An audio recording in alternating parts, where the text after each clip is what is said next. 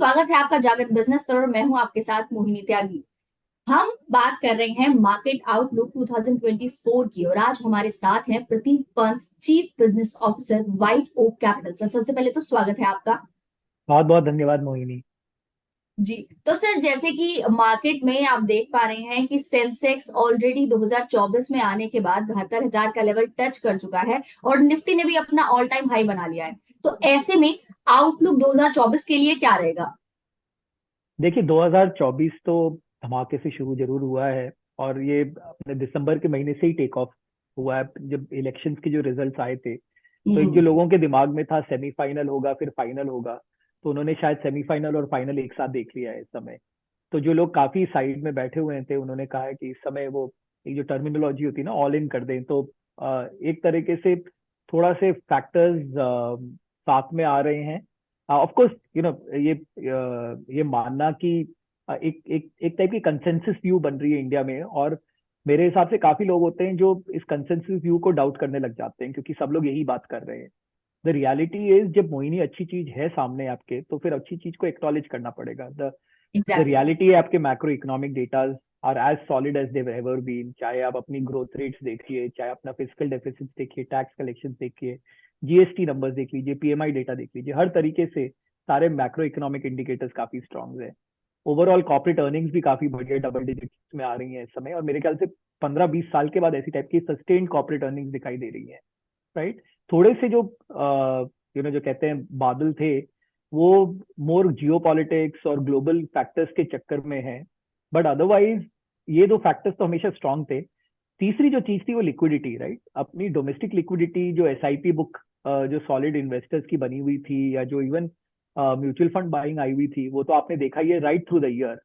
But एक जो बदलाव आपको आने वाला है वो आपको जो हमने देखा भी कुछ कुछ हद तक देखा है हमने, जो एफआईआई और एफपीआई के जो इनफ्लोज हैं, जो जो थमे हुए थे इंडिया और इमर्जिंग मार्केट्स के लिए, उसका रुख बदलते हुए दिखाई दे रहा है।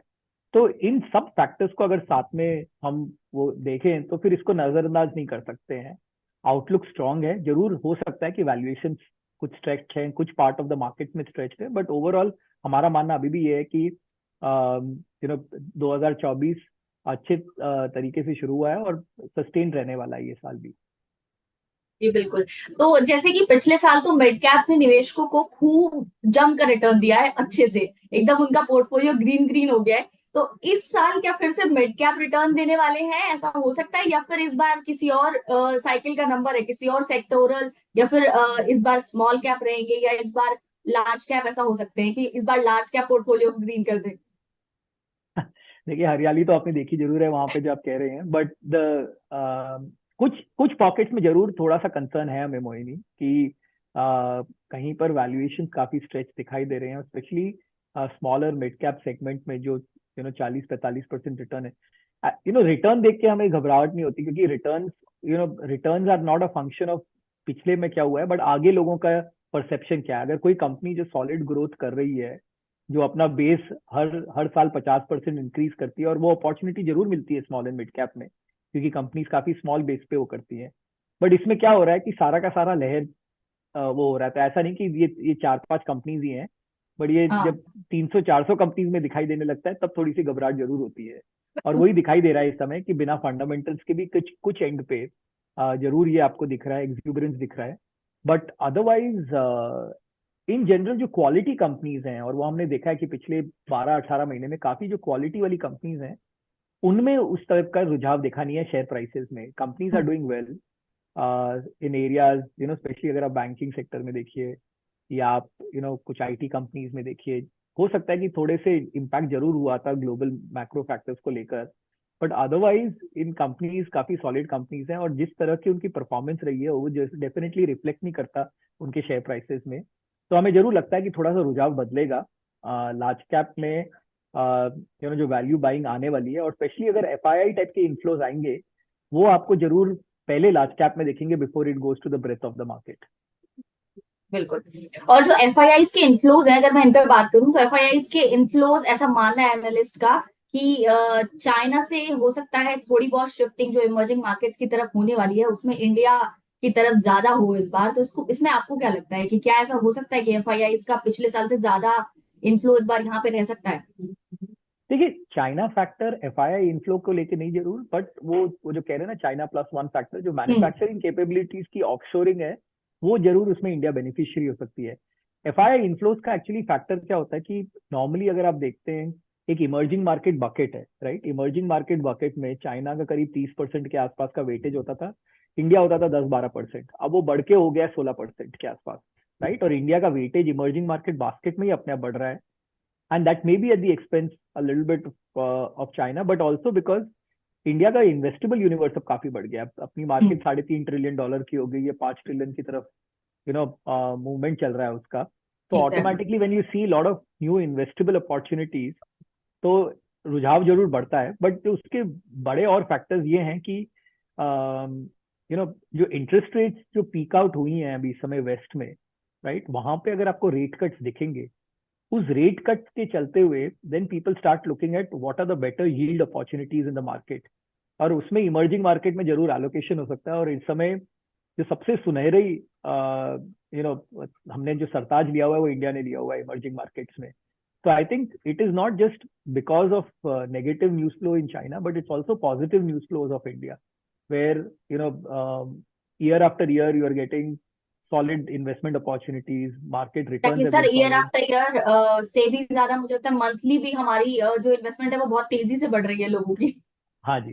नहीं तो वो अपने आप जब कॉन्फिडेंस आता है, एक नेशन को कॉन्फिडेंस आता है अपनी इकोनॉमी पे, अपनी कंपनीज में, तो देन डोमेस्टिक इन्वेस्टमेंट्स जो इस समय primarily most fixed income instruments में थे, people see opportunities to have higher return through hmm. Investment and participation in equities. तो वही आपको दिखाई दे रहा है इस समय मोहिनी। Exactly exactly। और जब हम ग्लोबल बात कर ही रहे हैं तो ग्लोबली जैसे कि दिक्कतें तो सामने आ रही हैं, जियो पॉलिटिकल इश्यूज हैं बहुत सारे, कहीं वॉर हो रही है, कहीं पे कुछ हो रहा है, तो ऐसे रेड सी क्राइसिस जो है, अब क्या इसके चलते एक बार फिर से महंगाई बढ़ने की उम्मीद है? देखिए, अगर आप देखें, चाहे वो यू नो जो पहले यूक्रेन वॉर का के चैलेंजेस थे, फिर उसके बाद मिडल ईस्ट में हमने वो देखा था, या अभी आप जैसे रेड सी के बता रही हैं जिसमें अपने लॉजिस्टिक रूट्स को इम्पैक्ट हो एग्जैक्टली, सकता वो है, इफेक्ट हो गया। राइट। लोगों का मानना था कि इसके चलते तेल का दाम $150, $200 भी कहीं कहीं पे सुनाई पड़ रहा था, बट तेल का दाम तो इस समय $75 में हो गया है, राइट। तो एग्जैक्टली। द रियलिटी इज कि Mohini, unless there is a very very large black swan event जो कभी देखा नहीं है, जो हमने 2020 में जैसे कोविड के चलते हुए देखा था, right, unless there is an event like that which impact significantly parts of the market, या अनसर्टेनिटी क्रिएट करता है कि फ्यूचर में हमारी किस तरह से कंपनीज रिएक्ट करेंगी। Some of these things are part and parcel. जरूर हो सकता है कि मोमेंटली कुछ हफ्ते कुछ महीने भी markets could get impacted by what could be the uncertainties arising out of these events. But these are then opportunities where smart investors look in terms of, topping up their portfolios this समय. So we don't see any, it's always impossible to forecast adversities or black swan events, and that's why they're called black swan. But otherwise, आज के तारीख में जो events है, they are more or less discounted within the market. Exactly, क्योंकि market बार बार एक dip जरूर लेता है लेकिन उसके बाद वापस रिकवरी इतनी तेज से करता है कि वो हाँ, निवेशक भी शायद समझ नहीं पा रहे हैं कि वो किस ओर जाने की ओर अग्रसर है। वैसे सर अगर मैं आपसे पूछूं कि अगला टारगेट क्या रहेगा, 72,000 का जादुई आंकड़ा तो हम छू चुके हैं, उसके अगला टारगेट क्या रहेगा? देखिए, आंकड़े फाइनली, इट्स वेरी रॉन्ग। अगर आप इंडिया की स्टोरी देखिए, अगर हमारा बिलीफ ये है कि इंडिया 6% ग्रोथ से शायद 7%, 7.5% ग्रोथ की तरफ भी इंक्रीज हो रहा है, आपकी इन्फ्लेशन करीब 2.5-3% है, उसमें उसके ऊपर अगर आपकी जो कॉर्पोरेट अर्निंग्स 12 से 15% के बीच में एवरेज पे रहेंगी, तो अगर इस टाइप की रिटर्न अगर आपकी कंपनी और इकोनॉमी देती है, तो market returns are also in sync with it. तो ये जो 72,000, या कुछ लोग कहते हैं 1 लाख या कुछ 1.5 लाख, जो भी ये जो जो नंबर्स देते हैं, वो तो पहुंचना ही है ना वहां पे। ये तो मैथ्स का फॉर्मूला है। ये हमें लोगों ने सिखाया है कि अगर यहाँ से 15% अगर आपको ज्यादा जाना है, तो आप होंगे 82 पे भी होंगे, 90 पे भी होंगे। अब कितने साल में होंगे, कभी कभी मार्केट्स इन एंटिसिपेट करके ज्यादा जल्दी बढ़ जाती है उस तरफ, and then they take a pause. या फिर हो सकता है कि at points of time there are prolong periods of stability in the market, या sideway movements in the market. तो I don't think we should take ये ज्यादा सोचना नहीं चाहिए आंकड़ों के बारे में कि हम किस लेवल पे होंगे, हमें ये देख, as as an investor, as a manager who we are, we look at good quality companies, look at seeing can they deliver better than market returns. And overall, as an equity asset class, can I generate 15 to 20% return annualized over a 3 to 5 year basis? हमारा तो target यही रहता है Mohini. Exactly exactly. और sir जैसे कि white okay capital भी मैंने सुना है कि 2 नए फंड्स आ रहे हैं आपके, बैंकिंग से रिलेटेड, हेल्थ केयर से रिलेटेड, फार्मा से रिलेटेड, तो आप उसके बारे में कुछ बताइए। जरूर जरूर। सो मोहिनी, हमारा मानना यह है कि देखिए, काफी टाइम जब कोई रुझाव मार्केट में एक तरफ कुछ टाइप के फंड्स अच्छे करने लगते हैं तो कम काफी लोग उस तरह के फंड्स लॉन्च कर देते हैं। But there is a difference between launching sectoral funds and then launching thematic ideas, right? In our mind, for example, both these ideas, whether it's banking, financials या healthcare, they are longer term themes. और अगर आप जब मैं college में था करीब 30 साल पहले की अगर बात करूं, तो जब लोग बैंकिंग और फाइनेंशियल सेक्टर की बात करते थे, तो पब्लिक सेक्टर बैंक और उस समय प्राइवेट सेक्टर बैंक आए थे, वही वही दो सेक्शंस हुआ करते थे। बट अगर आप पिछले 10-20 साल में देखें तो ये पूरा सेक्टर चेंज हो चुका है। आज की तारीख में करीब 110 कंपनीज के आसपास है आपकी, जो बीएफएसआई स्पेस में with in your top 500 companies हैं। उसमें से top quality private sector banks मिलेंगे जरूर आपको, पब्लिक सेक्टर बैंक्स भी हैं, बट उसके अलावा आपको NBFCs, housing finance companies, asset management companies, insurance companies, मतलब you are spoiled for choices right now in terms of the depth and the breadth of the sector, and good quality businesses, as I said, right, कि मतलब strongly professionally run companies, managements are very good, right? And we've seen big stories from India which are part of this space. Interestingly, अगर आप पिछले हम 20 साल के returns check कर रहे थे, आपका जो banking and financial sector is actually outperform Nifty by about 300 basis point. मतलब जैसे निफ्टी ने करीब 14-15% की रिटर्न दी है, तो बैंकिंग फाइनेंशियल सेक्टर फंड ने, जो नॉट फंड बट इंडेक्स ने, बेसिकली आपको करीब 17-18% की रिटर्न दी है, राइट? बट पिछले 3 साल में the Nifty has been doing better than the banking sector index, right? And it is because some of our lead private sector banks have not done or have not been in pace with the growth of Nifty, this thing. So our belief is that it is a good value at this point of time. Financial sector में values बड़े अच्छे हैं, quality of businesses are solid, and this is not just a sectoral idea, but it's a thematic idea which will last over the next decade or 2 decades.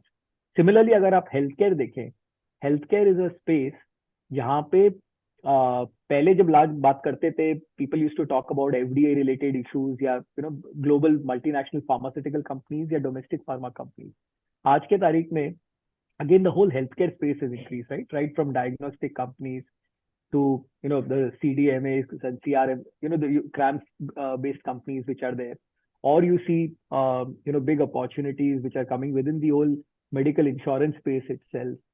Specialty hospitals have got listed over the last few years, so the entire opportunity segment within the whole medical ecosystem भी change हो चुका है इस समय काफी।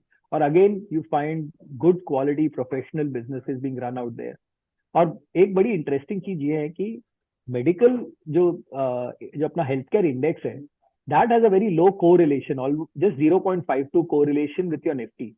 तो जिस समय कब लोगों को लगता है कि निफ्टी महंगा है, या अगर हमें इक्विटी में पैसा डालना है, बट कौन से सेक्टर में डाल सकते हैं जो हमारा गुड डिफेंसिव बेट होगा, तो हेल्थ केयर आपका सबसे बेस्ट सेक्टर माना जाता है उस चीज का। So that is where we are looking, where people have broad-based portfolios, but वो कुछ उसके अलावा मतलब satellite thematic allocations करना चाहते हैं। I think these are two of the important sectors where you can actually play that. PSU stocks में भी ऐसा ही है कि पीएसयू स्टॉक्स ने भी उनकी ऑर्डर बुक, उनकी चीजें, उनका जो लॉसेस है वो कम हुए हैं, उनकी जो नेट प्रॉफिट है उसमें भी इंक्रीमेंट देखने को मिला है। तो इस साल होपफुली देखना होगा कि उनमें और कितनी तेजी एक्सपेक्ट कर सकते हैं। जैसे अगर पीएनबी की बात करें तो पीएनबी भी काफी अपने हाई तक जा चुका है, अब भी चल रहा है, तो अब देखना होगा कि आगे भी जाने पे वो कैसे compete कर पाते हैं प्राइवेट सेक्टर बैंक्स के साथ, वो भी एक अलग स्टोरी है। और सर जैसे कि आपने कहा कि इंडिया की ग्रोथ स्टोरी, इस पर सिर्फ हम नहीं, मतलब सिर्फ एनालिस्ट या फिर जो जितने भी गेस्ट आते हैं हमारे चैनल पे वो नहीं, बल्कि बाहर की जो एजेंसीज हैं वो भी काफी बुलिश हैं। तो आपको क्या लगता है कि इंडिया की ग्रोथ स्टोरी कितनी ज्यादा स्ट्रांग है? इस पे तो सब बिलीव करते हैं। तो मोहिनी, अभी मुझे मैं आपको ये बता सकता हूँ कि हमने व्हाइट ओक में पिछले 6 महीने में हमारा ऑफिस सिंगापुर और दुबई दोनों जगह खोला है, राइट? और हम काफी इन्वेस्टर्स से मिल रहे हैं अब इन सब मार्केट्स में। हमारे जो फाउंडर हैं प्रशांत खेमका जी, वो भी अभी यूएस गए थे रिसेंटली, इन्वेस्टर्स के साथ रोड शोज हुए थे हमारे। तो जो पहले जो डिलीजेंस होती रहती थी और लोग इवैल्यूएट करते थे पॉलिटिकल रिस्क क्या है या स्टेबिलिटी रिस्क क्या है, और some of the economic factors are they sustainable, मेरे ख्याल से वो जो डाउट्स थे ना वो अब साइडलाइन पे हो चुके हैं सब लोगों के। जो लोग वेट कर रहे थे they are now ready to look in terms of making allocation into India. पहले जैसे लोग China was an asset class के जैसे बात करते थे, अब मेरे हिसाब से अब ये हो गया कि more than emerging market, India is also becoming an asset class with a lot of overseas investors, और इसीलिए आपको अब सिंगल कंट्री फंड जो इंडिया में फोकस कर रहे हैं वो भी दिखाई दे रहे हैं अब, एंड और वो अपने जो लार्ज ग्लोबल इन्वेस्टर्स हैं उनके पोर्टफोलियो में दिखाई दे रहे हैं। So we are definitely seeing lot of interest from some of the top global, whether it's sovereign wealth funds, endowments, pension funds, as well as some of the large single family offices जो India allocation emerging market के through करते थे, emerging market fund, वो अब they are more than happy to evaluate India as a separate asset class and do single country allocation into India. Sir थोड़ी सी बात budget पे कर लेते हैं। वैसे तो इस बार इंटरिम बजट आने वाला है, बट स्टिल ऐसे अटकलें हैं, ऐसा माना जा रहा है कि सरकार फिर भी कुछ पॉलिसीज में महिलाओं के लिए और फार्मर्स के लिए कुछ जो बेनिफिट्स हैं वो बढ़ा सकती है। जैसे कि किसान सम्मान निधि हो गई, तो उसमें 6,000 से बढ़ाकर उसे काइंड ऑफ 8,000 या 10,000 करने का शायद उनका विचार है। तो आपको क्या लगता है कि क्या क्या हो सकता है इस बार अब इंटरिम बजट में? See, the interim budget is actually a vote on account. So there, yes. अगर आप देखें हिस्टोरिकल देखें, एंड आई डोंट थिंक कि माननीय फाइनेंस मिनिस्ट्री या प्राइम मिनिस्टर वो they will not tinker with any policy decisions because उससे controversies create हो सकती है। This is more a vote on account, और हमें जुलाई अगस्त में जो मेन बजट होगा उसके लिए वेट करना पड़ेगा for any major decision to be announced at this point of time. जो कुछ अटकलें भी थे कि कुछ थोड़ा सा पॉपुलिज्म हो सकता है, वो सब मेरे ख्याल से after this election result people must be feeling a lot more comfortable, मतलब आउटकम के बारे में, to make any near term decision जो थोड़े पॉपुलिस्ट हो सकते हैं इस समय। तो आई आई मैं इसके बारे में ज्यादा टिप्पणी नहीं कर सकते Mohini, but it is very unlikely कि आपको कुछ वो जरूर टीआरपी रेटिंग्स होंगी कुछ इधर उधर थोड़ी उनकी, बट अदरवाइज मुझे नहीं लगता कि ऐसा कोई इवेंट होने वाला है इस बार बजट में। जी, बाकी तो खैर देखते हैं कि क्या आता है बजट में, वो तो समय बताएगा। बाकी हाँ, जुलाई में जो जब फाइनली बजट अनाउंस होगा तब उसमें बड़ी चीजें आ सकती हैं, बट वो इलेक्शन के बाद होगा और उससे पहले मार्केट में बहुत कुछ उतार चढ़ाव हो सकते हैं। तो वो देखने बिल्कुल वाली बात होगी कि बिल्कुल। कैसे उतार चढ़ाव होंगे। वैसे सर एक आखिरी सवाल आपसे कि ऐसे ये जो वक्त है जब चुनाव आने वाले हैं और पिछले चुनाव का रिजल्ट हम देख चुके हैं, उसका इम्पैक्ट हम देख चुके हैं मार्केट पे, तो ऐसे में निवेशकों को क्या स्ट्रैटेजी अपनानी चाहिए? एक्चुअली मार्केट में निवेश करने से पहले उनको क्या एक ऐसी चीज है जो ध्यान में रखनी चाहिए? देखिए, मैं सिर्फ एक एक चीज में थोड़ा सा कॉशन करूंगा लोगों को कि, और मैं आपको ये बता सकता हूँ क्योंकि पिछले कुछ दिनों से मैं काफी हर जगह ट्रैवल करता हूँ, जब जब सब लोग मुझे आके टिप्स देने लगते हैं स्टॉक्स के बारे में ना, तो मुझे लगता है कि थोड़ा सा एक्सूबरेंस स्पेशली कुछ सेगमेंट्स में बहुत ज्यादा बढ़ गया है, और लोग बह रहे हैं उनके अपने पुराने सक्सेसेस के लिए।